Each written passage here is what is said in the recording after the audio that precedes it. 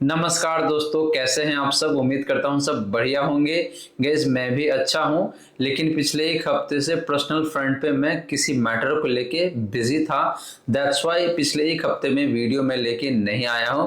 But now everything is sorted और मैं ये वीडियो लेके आया हूं और आगे कंटिन्यू रहेगा। तो फ्रेंड्स, इन्वेस्टो प्राइड के इस नई वीडियो में आप सभी का स्वागत है। एंड आज के इस वीडियो में हम लोग बात करने वाले हैं 4 ऐसे म्यूचुअल फंड्स के बारे में जिसमें आप इस गिरते हुए बाजार में एसआईपी इन्वेस्टमेंट कर सकते हैं। जी हाँ दोस्तों, आपने बिल्कुल सही सुना। जो टैरिफ वार चल रहा है अभी, उसकी वजह से मार्केट में जो अनसर्टेनिटी बना हुआ है उसकी वजह से मार्केट गिर रहा है, या फिर कह लीजिए मार्केट ज्यादा चढ़ नहीं रहा है, कहीं ना कहीं नीचे की तरफ ही जा रहा है। तो आप इस फॉलिंग मार्केट का फायदा उठा सकते हैं इन चारों म्यूचुअल फंड्स में एसआईपी के माध्यम से इन्वेस्ट करके। और गाइस, इन चारों फंड्स का रिटर्न पास्ट में काफी शानदार है। मार्केट में जब गिरावट आती है उस केस में ये चारों फंड्स गिरता कम है, एंड जब मार्केट ऊपर की तरफ चढ़ता है उस केस में ये चारों फंड्स आपको रिटर्न बेहद ही शानदार तरीके से बना के देता है। वहीं फ्रेंड्स, अगर आप लोगों ने अपना आईटीआर अभी तक फाइल नहीं किया हुआ है, देन इंतजार किस बात का है। हम लोग आपका आईटीआर 1499 में फाइल करके देने वाले हैं। यानी कि अगर आपका इनकम सिर्फ और सिर्फ सैलरी से है, इन दैट केस 1500 रुपए के नॉमिनल फी में हम लोग आपका आईटीआर फाइल करके देने वाले हैं। तो गाइज, आपको देरी बिल्कुल भी नहीं करना चाहिए। जो नंबर मैंने दिया हुआ है उस नंबर पे आप मुझे कॉल कर सकते हैं या फिर व्हाट्सएप कर सकते हैं, और हम लोग आपका आईटीआर काफी बेहतरीन तरीके से फाइल करके देने वाले हैं। वहीं फ्रेंड्स, अगर आपके मन में कोई डाउट है या फिर कोई क्वेश्चन है म्यूचुअल फंड्स को लेके, इन दैट केस आप अपना क्वेश्चन कमेंट में पूछ सकते हैं। एंड गाइज, आप इस वीडियो को लाइक भी कर सकते हैं, शेयर भी कर सकते हैं, एंड चैनल को सब्सक्राइब भी कर सकते हैं। और गाइज, आप इस वीडियो को हाइप भी कर सकते हैं। हाइप करने से ये वीडियो ज्यादा से ज्यादा लोगों के पास पहुंचेगा और इस वीडियो का फायदा उनको भी हो सकेगा।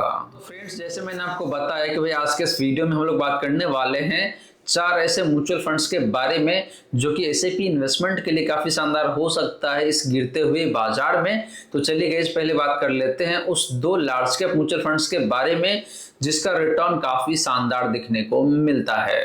तो फ्रेंड्स, पहले बात करते हैं लार्ज कैप फंड्स का। तो पहला फंड जो है यहाँ पे ICICI prudential large cap fund है। फिर हम लोग बात करेंगे Nippon India large cap fund का, और इन दोनों फंड्स को हम लोग कंपेयर करेंगे इसके बेंचमार्क इंडेक्स से। तो गाइस, बात करें ICICI prudential large cap fund का लास्ट 1 ईयर का रिटर्न का, तो वो है यहाँ पे 3.23% का। निप्पॉन लार्ज कैप फंड ने जो रिटर्न दिया है लास्ट 1 ईयर में वो लगभग 3.5 या फिर कह लीजिए 3.32% का है। एंड बेंचमार्क ने जो रिटर्न दिया है लास्ट 1 ईयर में वो लगभग 1% के करीब में दिखने को मिल रहा है। तो फ्रेंड्स, लास्ट 1 ईयर में दोनों ही एक्टिव लार्ज कैप फंड का जो रिटर्न है अपने बेंचमार्क से बेहतर दिखने को मिल रहा है। एंड दोनों फंड्स का जो रिटर्न है ऑलमोस्ट सिमिलर लाइन पे ही दिखने को मिल जाता है। बात करें पिछले 3 सालों का रिटर्न का, तो ICICI prudential large cap fund का जो रिटर्न है वो है यहाँ पे 18.34% का। निप्पॉन लार्ज कैप फंड ने पिछले 3 सालों में जो रिटर्न दिया है वो लगभग 20% के करीब में दिखने को मिल रहा है। एंड बेंचमार्क का जो रिटर्न है पिछले 3 सालों का वो कहीं ना कहीं देखे तो यहाँ पे 14% के आसपास में है। तो फ्रेंड्स, पिछले 3 सालों में भी देखे तो दोनों ही लार्ज कैप फंड्स का रिटर्न अपने बेंचमार्क से बेहद ही शानदार दिखने को मिल जाता है।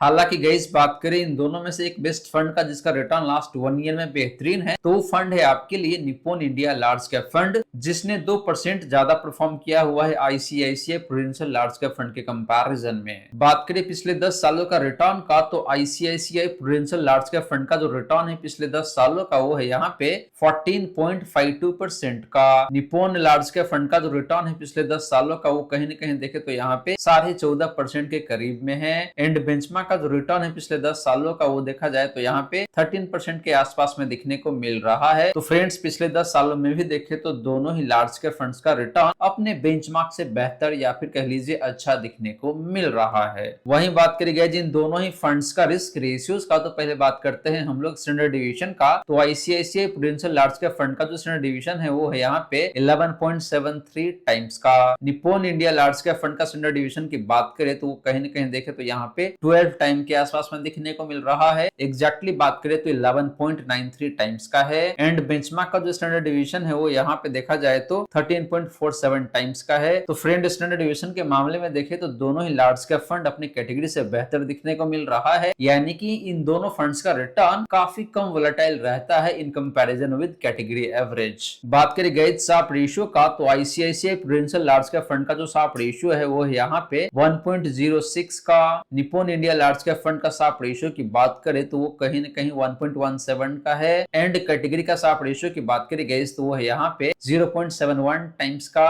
तो फ्रेंड्स साप रेशियो के मामले में भी देखें तो दोनों ही लार्ज कैप फंड्स बेहतर है, और गैज आपको बता दूं कि जिस फंड का साप रेशियो जितना बेहतर होता है उतना ही अच्छा माना जाता है। इससे ये पता चलता है कि भाई उस पर्टिकुलर फंड का रिटर्न अपने रिस्क के कंपैरिजन में ज्यादा बेहतर रहता है, यानी कि जितना रिस्क लेता है उसके कंपैरिजन में आपको रिटर्न ज्यादा बेहतर बना के देता है। लास्टली बात करें फ्रेंड अल्फा का, तो ICICI prudential large cap fund का जो अल्फा है वो है यहाँ पे 4.38 टाइम्स का, Nippon India large cap fund का अल्फा की बात करें तो वो है यहाँ पे 5.77 टाइम्स का, एंड कैटेगरी का अल्फा की बात करें गैस तो वो है यहाँ पे 0.49% का। तो फ्रेंड्स अल्फा भी देखे तो दोनों फंड्स का बेहतर है अपने कैटेगरी से, यानी कि ये दोनों फंड अपने बेंचमार्क इंडेक्स को पिछले 3 सालों में 4.5% से लेकर लगभग 5.6% के आसपास में बीट किया हुआ है। तो फ्रेंड्स ये रही बात आपका इन दोनों ही लार्ज कैप फंड का पास्ट परफॉर्मेंस का एंड रिस्क रेशियोज का, और गाइस ओवरऑल मायने में देखें तो दोनों ही फंड्स अपने अपने जगह पे काफी शानदार है। रिटर्न भी देखें तो काफी आइडेंटिकल दिखने को मिल रहा है,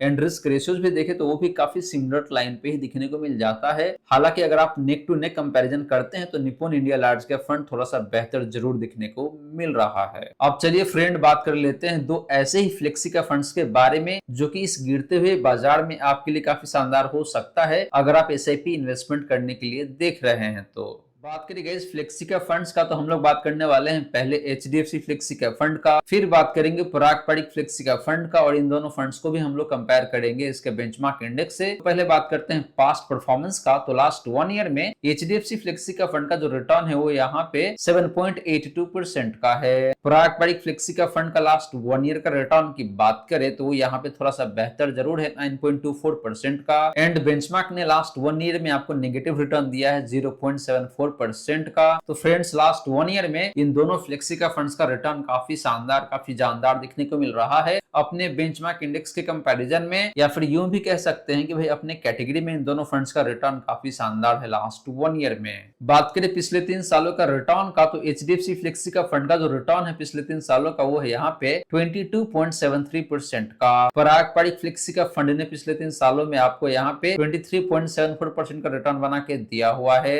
एंड बेंचमार्क की बात करें तो इसका जो रिटर्न है लास्ट 3 ईयर का वो है यहाँ पे 15.23% का। तो फ्रेंड्स लास्ट 3 ईयर में भी दोनों ही फ्लेक्सी का फंड्स का रिटर्न अपने बेंचमार्क से काफी बेहतर दिखने को मिल रहा है, एंड बात करें इन दोनों फंड्स का तो इन दोनों फंड्स का रिटर्न ऑलमोस्ट सिमिलर लाइन पे देखने को मिलता है, सिर्फ 1% का ही डिफरेंस है। बात करें गाइस पिछले 10 सालों का रिटर्न का, तो एचडीएफसी फ्लेक्सी का फंड का जो रिटर्न है वो है यहाँ पे 15.88% का। पराग फ्लेक्सी का फंड ने पिछले 10 सालों में जो रिटर्न दिया है वो यहाँ पे 18.11% का, एंड बेंचमार्क का जो रिटर्न है लास्ट 10 ईयर का वो है यहाँ पे 13.62% का। तो फ्रेंड्स पिछले 10 सालों में भी देखें तो दोनों फ्लेक्सी का फंड्स का रिटर्न अपने बेंचमार्क से बेहतर है, लेकिन बात करें इन दोनों में से एक बेहतरीन फंड का जिसका रिटर्न पिछले 10 सालों में काफी शानदार है, तो वो फंड यहाँ पे आपके लिए पराग फ्लेक्सी का फंड, जिसने लगभग 2.5% ज्यादा परफॉर्म करके दिया हुआ है एचडीएफसी फ्लेक्सी का फंड के कंपैरिजन में। वहीं फ्रेंड्स बात करें इन दोनों फंड्स का रिस्क रेशियोज का, तो पहले बात करते हैं हम लोग स्टैंडर्ड डिवीजन का। तो एचडीएफसी फ्लेक्सी का फंड का जो स्टैंडर्ड डिवीजन है वो यहाँ पे 11.31 का। पराग फ्लेक्सी का फंड का स्टैंडर्ड डिवीजन की बात करें तो वो यहाँ पे 8.76 का, एंड कैटेगरी का स्टैंडर्ड डिवीजन की बात करें गैस तो वो यहाँ पे 13.12 का। तो फ्रेंड्स वैसे देखें तो दोनों फंड्स का स्टैंडर्ड डिवीजन अपनी कैटेगरी से कम है, यानी कि दोनों फंड्स का रिटर्न काफी कम वोलेटाइल रहता है, लेकिन बात करें इन दोनों में से एक फंड का जिसका रिटर्न काफी कम वोलेटाइल रहता है, तो वो फंड यहाँ पे आपके लिए पराग फ्लेक्सी का फंड, और इस फंड का जो रिटर्न है ये काफी कंसिस्टेंट रहता है। बात करें साप रेशियो का, तो एचडीएफसी फ्लेक्सी का फंड का जो साप रेशियो है वो यहाँ पे 1.43 का। पराग फ्लेक्सी का फंड का साप रेशियो की बात करें तो वो कहीं न कहीं 1.67 का है, एंड कैटेगरी का साप रेशियो की बात करें गैस तो वो यहाँ पे आपका 0.88 का। तो फ्रेंड्स साफ रेशियो के मामले में भी देखें तो ये दोनों फ्लेक्सी के फंड्स ज्यादा बेहतर दिखने को मिल रहा है, यानी कि ये दोनों फंड रिस्क कम लेता है एंड आपको रिटर्न ज्यादा बेहतर बना के देता है। लास्टली बात करें अल्फा का, तो एचडीएफसी फ्लेक्सी का फंड का जो अल्फा है वो यहाँ पे 7.83 टाइम्स का लगभग 8% का अल्फा है। पारंपरिक फ्लेक्सी का फंड का अल्फा की बात करी गई तो वो यहाँ पे 8.71% का। एंड कैटेगरी का अल्फा की बात करें तो वो यहाँ पे 2% का। तो फ्रेंड्स दोनों फंड का जो अल्फा है ये भी काफी शानदार है, यानी कि दोनों फंड्स ने अपने बेंचमार्क इंडेक्स को पिछले 3 सालों में लगभग 8 से लेके 0.9% से बीट किया हुआ है। और यहाँ पे पारंपरिक फ्लेक्सी का फंड लगभग 1% ज्यादा अच्छा परफॉर्म किया हुआ है एचडीएफसी फ्लेक्सी का फंड के कंपैरिजन में। तो फ्रेंड्स ये रही बात आपका इन दोनों ही फ्लेक्सी का फंड का परफॉर्मेंस का एंड रिस्क रेशियोज का। और दोनों ही मायने में देखे तो जो पारंपरिक फ्लेक्सी का फंड है ये ज्यादा बेहतर दिखने को मिल रहा है। हालांकि एचडीएफसी फ्लेक्सी का फंड का भी जो नंबर है वो चाहे बात करें परफॉर्मेंस का या फिर रिस्क रेशियोज का, ये भी काफी शानदार दिखने को मिल रहा है। लेकिन कंपैरेटिव टर्म में पारंपरिक फ्लेक्सी का फंड यहाँ पे ज्यादा बेहतर दिखने को मिल रहा है। तो आप अपने रिस्क प्रोफाइल को ध्यान में रखते हुए इन दोनों में से किसी एक फंड को चूज कर सकते हैं। अगर मुझे इन्वेस्ट करना होगा in that case I will go with पारंपरिक फ्लेक्सी का फंड। अब चलिए फ्रेंड बात करते हैं दो ऐसे ही मिड कैप फंड्स के बारे में जो कि एसआईपी के लिए काफी शानदार हो सकता है।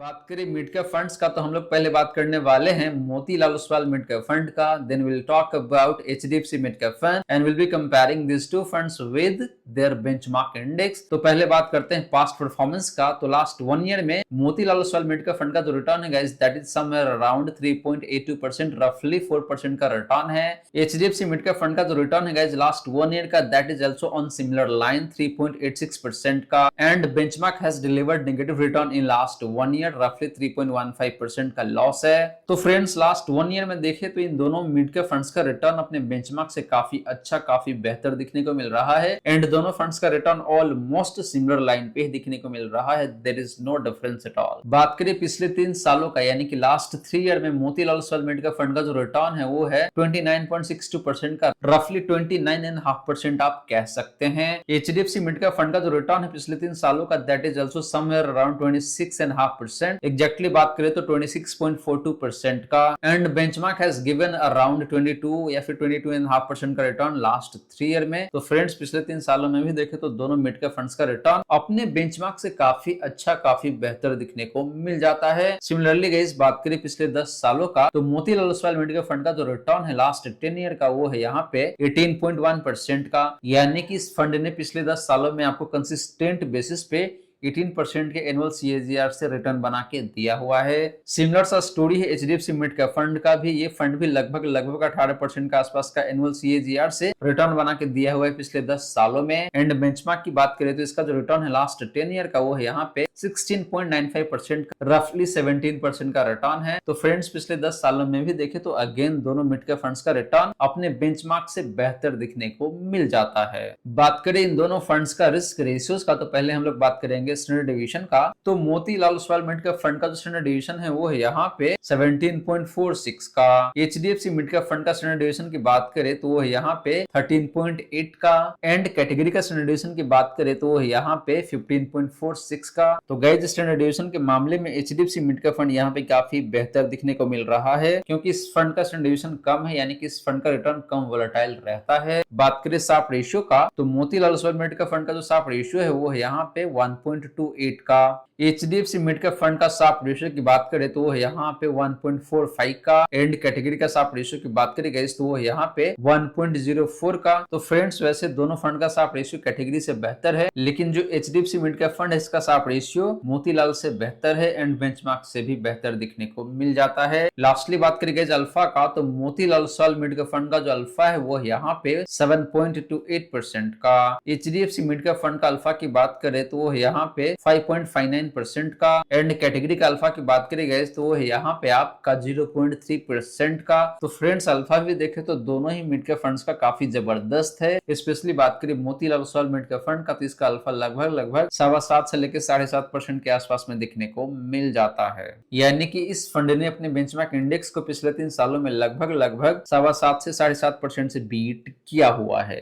तो फ्रेंड्स ये रही बात आपका इन दोनों ही मिड कैप फंड्स का परफॉर्मेंस का एंड रिस्क रिस्क रेशियोज का। एंड ओवरऑल महीने में देखें तो दोनों फंड्स अपने अपने जगह पे काफी शानदार है। ये कहना मुश्किल है कि भाई कौन सा फंड कितना बेहतर है, लेकिन मुझे इन्वेस्ट करना होगा कंसिस्टेंसी को ध्यान में रखते हुए। इन दैट केस मैं जाऊंगा HDFC मिड कैप फंड के साथ। ये फंड थोड़ा सा कम रिस्की भी है एंड रिटर्न बहुत खराब नहीं है Motilal Oswal mid cap fund के कंपैरिजन में। आप Motilal Oswal mid cap fund के साथ भी जा सकते हैं अगर आप थोड़ा सा हाई रिस्क लेना चाहते हैं इन दैट केस। अब चलिए गाइस बात करते हैं दो ऐसे स्मॉल कैप फंड्स के बारे में जिसका रिटर्न काफी शानदार है एंड काफी चर्चित फंड है अपने कैटेगरी में। तो बात करें स्मॉल कैप फंड्स का, तो पहले हम लोग बात करने वाले हैं बंधन स्मॉल कैप फंड का, देन हम लोग बात करेंगे Nippon India small cap fund का and we will be comparing this two funds with their benchmark index. तो लास्ट 1 ईयर में बंधन स्मॉल कैप फंड का जो रिटर्न है वो है यहाँ पे 4.87% का। निप्पॉन स्मॉल कैप फंड ने आपको लास्ट 1 ईयर में नेगेटिव रिटर्न बना के दिया हुआ है 4.13% का and benchmark has also delivered negative return in last 1 year negative 4.37%। तो फ्रेंड्स लास्ट 1 ईयर में बंधन स्मॉल कैप फंड काफी शानदार है एंड इसका रिटर्न लास्ट 1 ईयर में अपनी कैटेगरी में सबसे बेहतरीन दिखने को मिल जाता है। बात करें पिछले 3 सालों का रिटर्न का, तो बंधन स्मॉल कैप फंड का जो रिटर्न है पिछले 3 सालों का वो है यहाँ पे 31.57% का। निप्पॉन स्मॉल कैप फंड का पिछले 3 सालों का रिटर्न की बात करें तो वो है यहाँ पे 24.96%, रफली 25% का रिटर्न है। एंड बेंचमार्क की बात करें तो इसका जो रिटर्न है पिछले 3 सालों का वो लगभग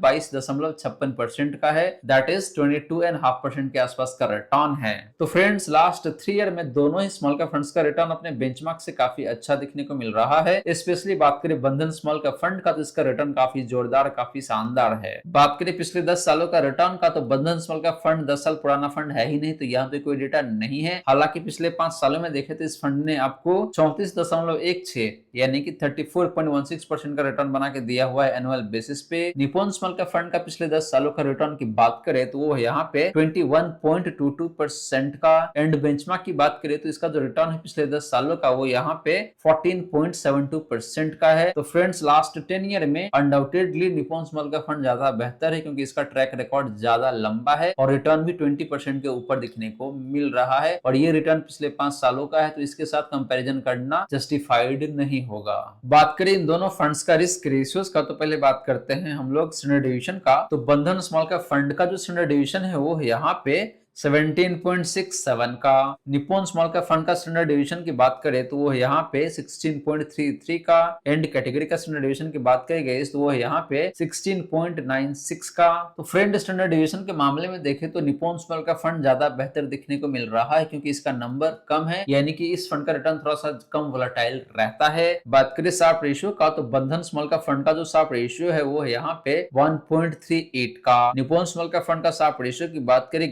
तो वो है यहाँ पे 1.16 का एंड कैटेगरी का शार्प रेशियो की बात करें तो वो है यहाँ पे 1.01 का। तो शार्प रेशियो के मामले में देखें तो हालांकि दोनों फंड्स का शार्प रेशियो अपने कैटेगरी से बेहतर है, लेकिन इन दोनों में देखें तो जो बंधन स्मॉल कैप फंड है ये ज्यादा बेहतर दिखने को मिल रहा है। लास्टली बात करें अल्फा का, तो बंधन स्मॉल कैप फंड का जो अल्फा है वो यहाँ पे 8.19% का, यानी कि इस फंड ने पिछले 3 सालों में अपने बेंचमार्क इंडेक्स को लगभग 8% से बीट किया हुआ है एनुअल बेसिस पे। निप्पॉन स्मॉल कैप फंड का अल्फा की बात करें तो वो है यहाँ पे 3.73% का एंड कैटेगरी का जो अल्फा है वो है यहाँ पे 1.59% का। तो फ्रेंड्स दोनों फंड का अल्फा अपनी कैटेगरी से बेहतर है, यानी कि दोनों फंड अपने बेंचमार्क को काफी अच्छे खासे मार्जिन से बीट किया हुआ है। तो गाइस ये रही बात आपका इन दोनों ही स्मॉल कैप फंड्स का परफॉर्मेंस का एंड रिस्क रेशियोज का। एंड ओवरऑल महीने में देखें तो जो बंधन स्मॉल कैप फंड है ये ज्यादा शानदार ज्यादा बेहतरीन दिखने को मिल जाता है। हालांकि जो निप्पॉन स्मॉल कैप फंड है इसका भी रिटर्न लॉन्ग टर्म में अच्छा है एंड इस फंड का जो शार्प रेशियो है या फिर जो अल्फा है वो उतना बेहतर दिखने को नहीं मिल रहा है बंधन स्मॉल कैप फंड के कंपैरिजन में। तो ओवरऑल बंधन स्मॉल कैप फंड ज्यादा बेहतरीन दिखने को मिल जाता है। तो फ्रेंड्स ये रही सारी की सारी बातें जो हमने किया आज के इस वीडियो में और मैंने आपको टोटल 8 फंड के बारे में काफी डिटेल में बताया है।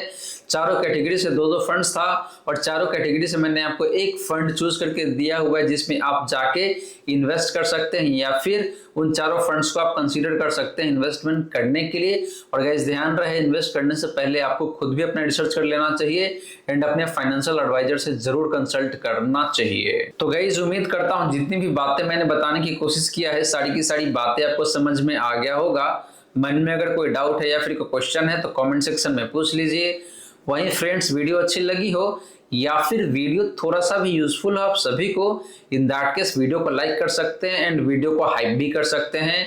एंड गाइज आपने चैनल को अभी तक सब्सक्राइब नहीं किया हुआ है देन प्लीज सब्सक्राइब कीजिए चैनल को, साथ के साथ गाइज नोटिफिकेशन बेल ऑन करके ऑल पे क्लिक कर लीजिएगा ताकि जब भी इस चैनल पे वीडियो लेके आऊंगा सारे ही वीडियो का नोटिफिकेशन आपको मिलता रहेगा। So friends thank you so much for watching this video. मिलते हैं नेक्स्ट वीडियो में। जय हिंद जय भारत।